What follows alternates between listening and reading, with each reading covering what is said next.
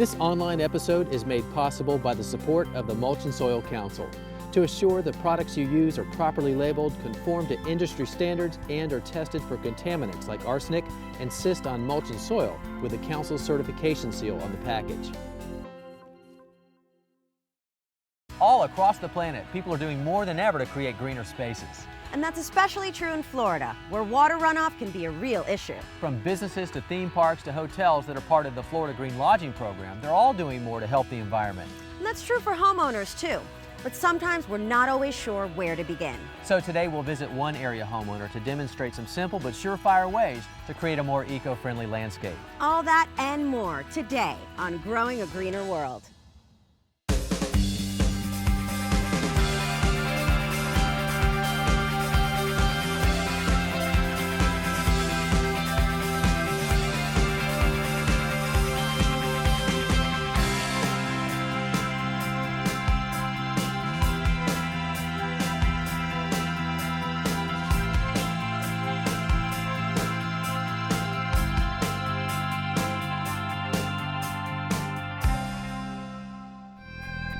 This program was funded by the following. Fiskars designs ergonomic products that empower gardeners to accomplish their goals. At Fiskars, we believe that all things, even the simplest, can be made better and smarter. This program is sponsored in part by Burpee Home Gardens, providing garden-ready vegetable and herb plants, backed by the 125-year heritage of Burpee. Available at your local garden center. At Liquid Fence, we work in harmony with nature to help protect your garden, your family, and your pets with all-natural, environmentally friendly animal repellents and lawn and garden products. Liquid Fence, all-natural products to help you address some of nature's most difficult problems. At Subaru, we care about preserving the environment. That's why we build our vehicles in zero landfill plants, which produce less landfill waste in a year than a single-family household in a day. Subaru, a proud sponsor of Growing a Greener World.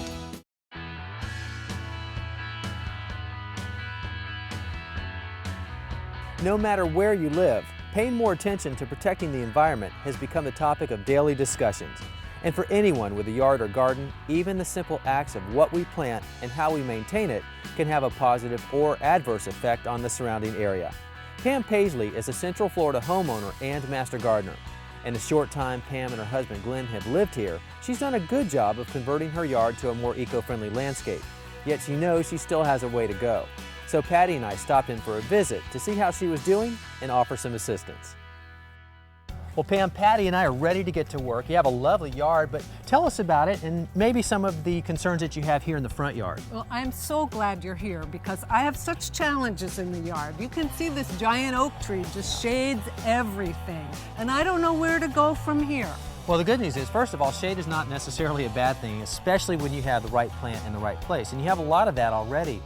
But one of the comments that Patty and I made when we pulled up here is that you have a lot of turf. How do you feel about that? I am not wedded to this turf at all. Well, I think what we're going to do is we're going to expand some of your planting beds, get rid of that turf, and give it a little bit more balance. I like the idea of that. Yeah, I think it's going to look really great. Okay, this right here, what do you have planned for this? Well, as a master gardener, I know the value of compost, and this is my next compost pile.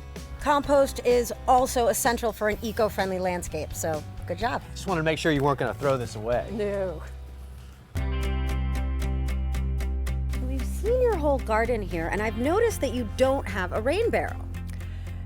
It's been on my list. I'd really love to have one. I just haven't gotten to it. That sounds like a hint to me. Is that a hint? Oh, it could be. All right, well, how about if we take care of the rain barrel installation for you today? And Patty, you want to tackle that job and I'll enlarge the beds? No problem. I think this is a good spot right here for it. It's the perfect spot. So why don't we get to work and we'll have you come back and see our progress a little bit later. You bet. Okay. Ask any professional horticulturalist across the country, what's the one thing they do to keep their plants looking good all the time? And you'll get the same answer every time. It's to put the right plant in the right place. And it's also the first step in creating an eco-friendlier landscape. When you put the right plant in the right place, it's naturally happier, and it's going to thrive on its own. It's going to require a lot less input from us, less chemicals, less water, less everything. So here's an example of that. You know all this turf right here? It's looking rather thin, and that's because it's under this huge canopy of leaves. Grass likes a lot more sun than that, consequently, not so happy and not looking so good. In contrast, the Aztec grass is really happy because it loves the shade. So the answer, put more of the right plant in the right place, dig up this grass, get it out of here, and we'll divide some of this and put it in its place. I'm going to mark out these beds with some water-based striping paint and get to work. As I think about where I'm going to put the new bed lines, I'm looking at the overall health of the turf for one of my criteria. First of all, this turf area right here is not very happy. It's got some problems, so I can fix that by starting my bed right here and just eliminating that turf altogether. And then the other thing I look at is the overall curves that are there now, and I like them. So what I'll do is I'll just basically mirror that line, but bring the bed out and eliminate the area where the grass isn't so happy. Then I'll come around to where the walkway is. And we talked about this earlier. We didn't really have the balance that we were going for. So I'll take the bed line down to where you approach the house, and whatever I do on this side, I'll do on the other side to give it that visual balance.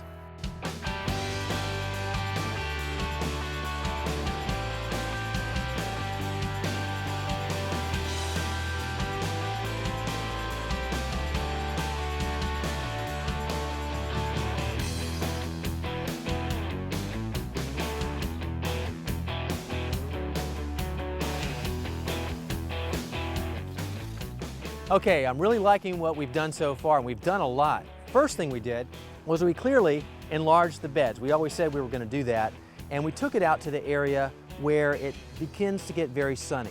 The other thing that we did was we took out a lot of the plants over here. Now that was the Aztec grass. If you remember, it was rather clumpy. It looked nice, but the beauty of taking it out and dividing it is that we're going to get a lot more plants out of it for free. And we'll take those plants and we'll spread them and distribute them out on both sides of the walkway. That's going to give a nice visual balance. So as the guests approach the walkway here and come up, it's going to be nicely planted on both sides. Now this is ready for the plants, but for me, before I ever put any plant in the ground, here's what I do.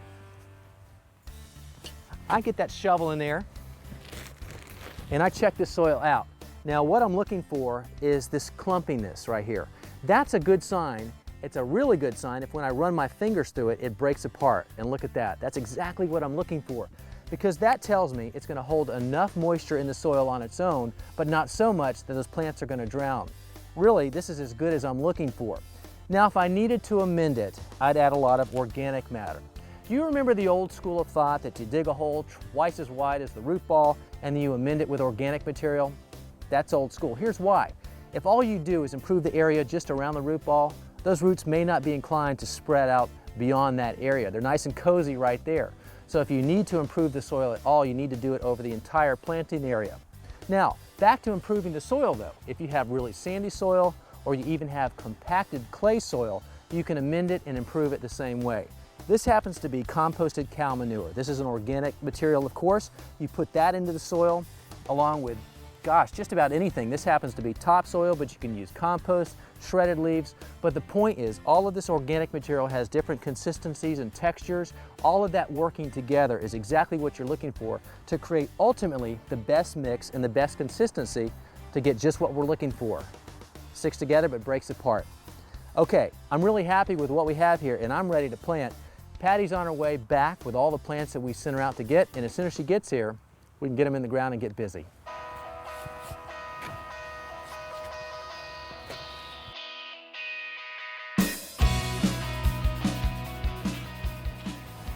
All right, this is where it really gets fun. Looking good, Patty. I got as many plants as would fit in the car. Okay, now, do I have any change? No. Great.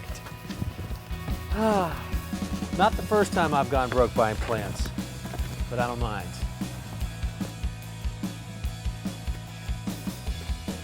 Yeah. Don't hurt yourself, Patty.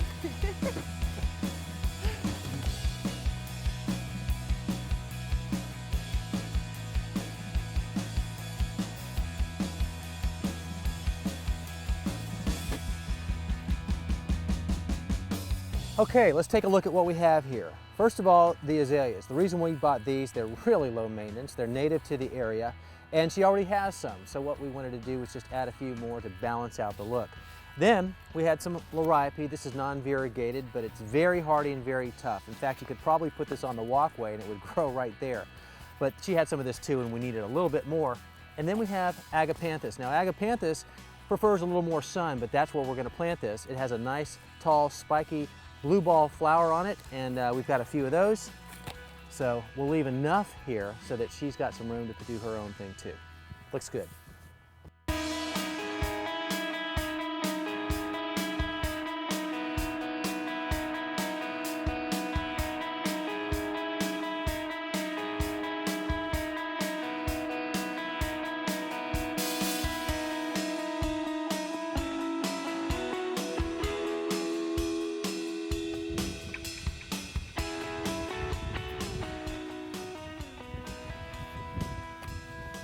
Okay, looks good. I think we're all set, Patty. Oh, good. I'm gonna get started on that rain barrel. Okay, I'll see you later and I'll All take right. care of the rest.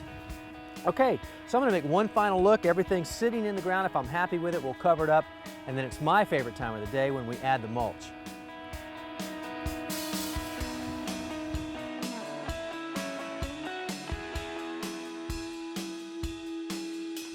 Okay, so now I just took the plant out of the container and I'm just checking to make sure that the roots are nice and loose. They're not pot bound, and this is certainly the case here. They're ready to spread out easily into the surrounding soil.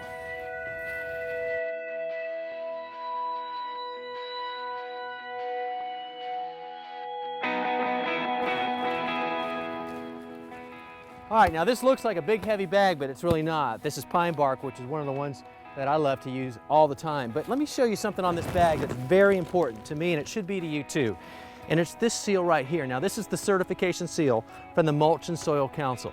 Now let me tell you this, anytime you go to the garden center or nursery to buy mulch or soil, look for this seal and pick up the bags that have it on it. Let me tell you why. Anytime that seal is on the bag, it's telling you that what's in there is free of any unacceptable material. For example, arsenic from pressure treated wood or other hazardous components. And so for me, and maybe for you too, at least I hope so, that's the only way that I'm going to buy mulch and soil these days, because I'm trying to be a greener, more eco-friendly gardener. And one way to do that is to know that the mulch I'm putting into my garden is free of anything that could hurt me, my family, or the environment.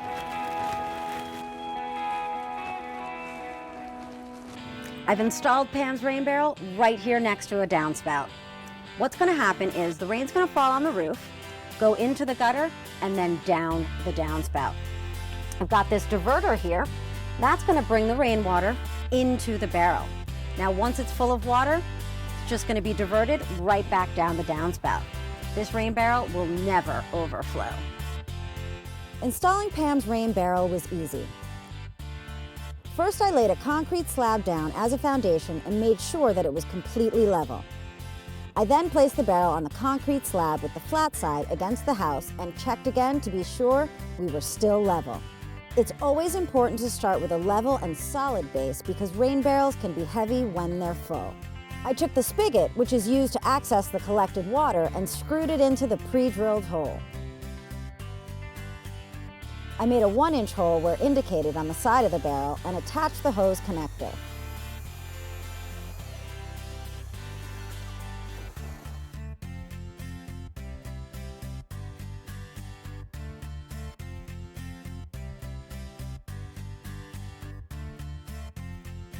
I used a level off the barrel to mark the reference lines on the downspout for the diverter.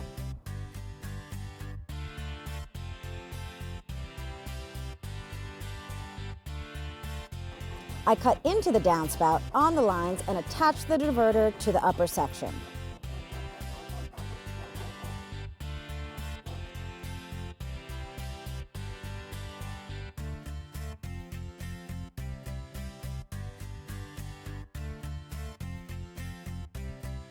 I attached the tubing provided, and it's that simple.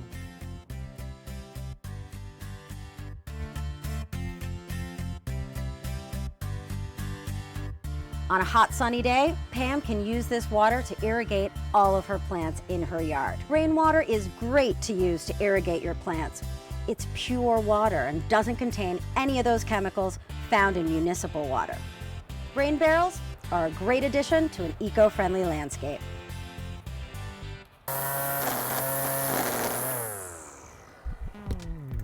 When it comes to creating an eco-friendly landscape today, it's not just about the plants you put there, but it's the tools you use as well. And we're all familiar with the gasoline-powered versions. And of course the electric ones that are tethered by the cord. Now those are a much more eco-friendly option, but what I really like are these rechargeable models. Now this happens to be a string trimmer that doubles as an edger, and it's powered by a 24-volt battery. Now that's enough power for most people to get the trimming jobs done around their house, but if you happen to run out of juice before the job is over, plug this back in for a couple hours and you're back up and running, or you buy another battery and you're good to go. Trimmers aren't the only things that operate on a rechargeable battery today for outdoor work. You can even buy a chainsaw or a hedge trimmer. Just about anything you need to get a project done over the weekend outside can be done with a rechargeable battery, which means you never have to reach for a gas can. Now, if you like the idea of a rechargeable battery on a lawnmower, but you're not crazy about walking behind one all the time, check out this baby. Basically, it's a laptop with a cutting blade. It's a robotic lawnmower, and it operates on a lithium-ion rechargeable battery. Now the charge lasts for about 4 hours, but you don't need to worry about that either. Remember, it's a computer. When the charge is running low, it senses that and drives itself right back to this little charging station here until it's full, and then it's back to work. Now the boundaries are defined by this perimeter wire. Once it hits the wire, it changes directions and cuts another way. Another cool feature about this is while it cuts, it's measuring the resistance of the grass against the blade to determine whether or not it needs to come out more often to maintain a certain height. Now, depending on the features that the mower has, you can have one of these for somewhere between $1,500 and just under $4,000. And you don't have to live in Florida to enjoy it, because it will cut up a slope up to 27 degrees. It's not only our outdoor air quality we need to be concerned about, but there's a lot we can do to purify our indoor air quality with the help of plants, like they have here at the Gaylord Palms Resort. I'm meeting with an expert to find out more. Well, we know that plants can provide oxygen in our air, but what else can they do to purify our air quality?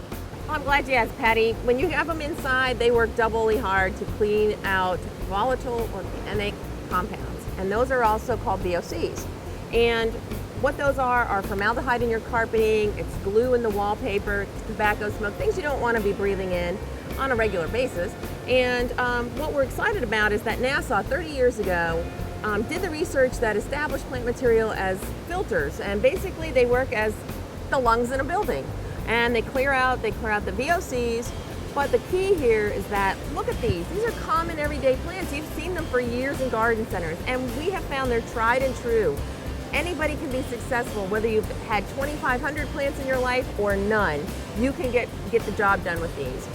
The research now is building on the fact that people will be able to go into a garden center and say, I have a room this size, how many plants do I need to really do a good job on filtering the air? Or I have a brand new home, and here are some things that I have in my home, like new carpeting. What plant material do I need to bring in, and how much of it will help me purify the air? So not only will indoor plants help beautify your space, but they'll keep you healthy too. Yes, they will. They'll clean the air and make you feel good about being there. Liz showed us some classic indoor plants, but let's not forget about how easy it is to grow herbs indoors too. They're perfect on a sunny windowsill and add great flavor to any dish. You know, after a full day of working at the farmer's market, I really don't want to spend a whole lot of time in the kitchen, but I do want amazing food. So if friends and family come over, there's really nothing easier than using, for example, this rosemary, amazing rosemary that Patty brought me today. I could smell it when she got out of the car, for a roast rosemary lemon chicken, okay? Super easy. So far, in here I've just cut up some carrots. These are some parsnips. I've peeled the parsnips, really, really rough cut. Grab this onion, and we'll cut it in about 8 or 9 pieces. Really, really simple, guys. No fine tuning or fine knife cuts for this one. Just cut into big blocks like this, because what we're gonna do is we're gonna roast these vegetables underneath the chicken, right? With this herbs and thyme and rosemary. And I also have some potatoes, because rosemary and potatoes go perfectly together. So we'll take these potatoes, about the same size, and we'll just quarter them, just like that. All right. So the vegetables are all cut. These fresh herbs, instead of just throwing them in like this, what you want to do is you want to bruise them. So you want to rub them just like this, and that gets the oils going on. And any sort of herb like rosemary and thyme, lavender works as well. You always use those herbs that are oil-based, because you can smell it, it smells delicious, with oil. So we're gonna add some extra virgin olive oil. And that's the base that makes this whole thing happen. Fresh pepper, freshly ground. And of course, some kosher salt, just like that. A quick toss and we're ready to go. And right in the bottom of this roasting pan. Now I have the oven set at 400 degrees. And you're thinking, well, 400 degrees might sound a little high. Doesn't chicken usually take a little bit longer than, say, an hour? And that's how long this takes, just an hour. And it does, but what we're gonna do is we're gonna rearrange the chicken. And I almost forgot, guys, this garlic. And I don't wanna take them out of the little peels because actually they won't burn if you keep them inside this white peel. So just scatter those in right on top. Okay, so now on to the chicken. And this chicken's been resting at room temperature for about a half an hour. Sometimes as much as 45 minutes is a good plan. On a completely different cutting board, because now when we use plastic, I can put this plastic cutting board right into the dishwasher, right? So there's a couple things I want to do with this chicken. I can't just cook it like this because oftentimes the breasts will overcook before the legs and thighs are done. So I'm going to redesign the chicken. How cool is that? Actually, I'm going to take the neck, this backbone right here, and I'll cut the backbone right out of the chicken. So now what we can do is a little bit of salt and pepper. Let's do salt and pepper it later on. Salt and season the inside and the outside of the chicken. Okay, now we'll just flip it right over. Now, there's a couple things we want to do right now. Let's get this chicken infused with fresh herbs. I mean, I grow fresh herbs year-round inside these pots on my windowsill. Like, for example, right here, fresh oregano. All right, really, really fragrant stuff. We'll mix that with a little bit of the thyme and some of the rosemary. Now, let me show you what I do. I just take a little bit, tear it up like this, and we're gonna lift the skin under each breast and each thigh, and we'll just tuck it in just like that. So as it cooks, all the fresh herbs infuse the meat, and it's going to be delicious. All right. And also, you don't want these wings to burn, so just tuck them right behind each breast, just like that. And a little bit of butcher's twine will pull the whole chicken together. So I'm gonna cross the legs like this so it covers the breast, the tips of the breasts, so they don't dry out. And that's all it takes. And this whole thing takes less than an hour and 10 minutes, and that's after cooking and the whole prep. So she's right there, perfect. A little bit of fresh lemon right on top, just like this. All right, all cleaned up, ready to go. There's one last thing to do before I put the chicken into the oven. This digital thermometer has saved me many, many times, okay? And I'm gonna put the probe right in the middle of the breast, just like that. And I'm gonna set this digital thermometer for 155. Perfect. Okay, so that 4-pound chicken took exactly 1 hour, 9 minutes. And how did I know it was perfectly done? Well, the probe was in the breast, set it for 155, you recall. When it beeps, don't even think about it, just pull the chicken out. And you also wanna let it rest. So it's been about 20 minutes, and it's juicy, and it's succulent, and it's time to plate this whole thing up. Just a little drizzle of olive oil right over top, and dinner in an hour and a half is served.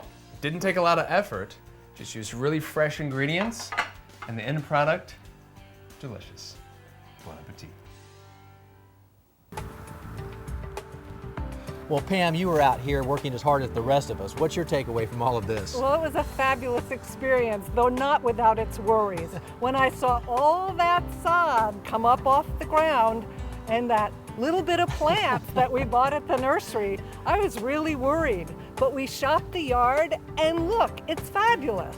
Which just goes to show you it doesn't require an extreme makeover to start making a difference for the planet, especially if we all do our part, because it's those simple, significant things that really will add up. It's easy to start greening your garden while protecting the planet. I'm Patty Moreno. And I'm Joe Lample. For more information, check out our website at growingagreenerworld.com. Yeah, I'm glad you got that rain barrel installed because I think it's about to be put to use. Oh, it is. Oh, this looks so good. I love the way this came out. You did test that rain barrel first, didn't you? Well, we're going to test it right now. Let's do it right now. This program was funded by the following. Fiskars designs ergonomic products that empower gardeners to accomplish their goals. At Fiskars, we believe that all things, even the simplest, can be made better and smarter. This program is sponsored in part by Burpee Home Gardens, providing garden-ready vegetable and herb plants, backed by the 125-year heritage of Burpee. Available at your local garden center. At Liquid Fence, we work in harmony with nature to help protect your garden, your family, and your pets with all-natural, environmentally friendly animal repellents and lawn and garden products. Liquid Fence, all-natural products to help you address some of nature's most difficult problems. At Subaru, we care about preserving the environment. That's why we build our vehicles in zero landfill plants, which produce less landfill waste in a year than a single-family household in a day. Subaru, a proud sponsor of Growing a Greener World. It's great to know that all you need is 1 gallon of water about once or twice a week when you're establishing your plants. Got this 1 gallon milk jug here. I'm gonna take this nail and just pop a hole in the bottom, place it at the base of my plants to micro-irrigate them. That's an eco-friendly way to start your garden.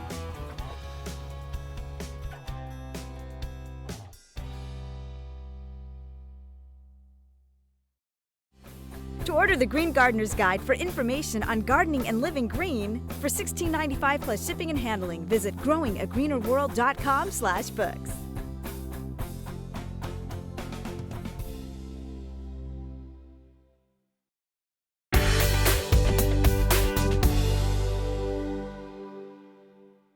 This program is presented by Blue Ridge PBS,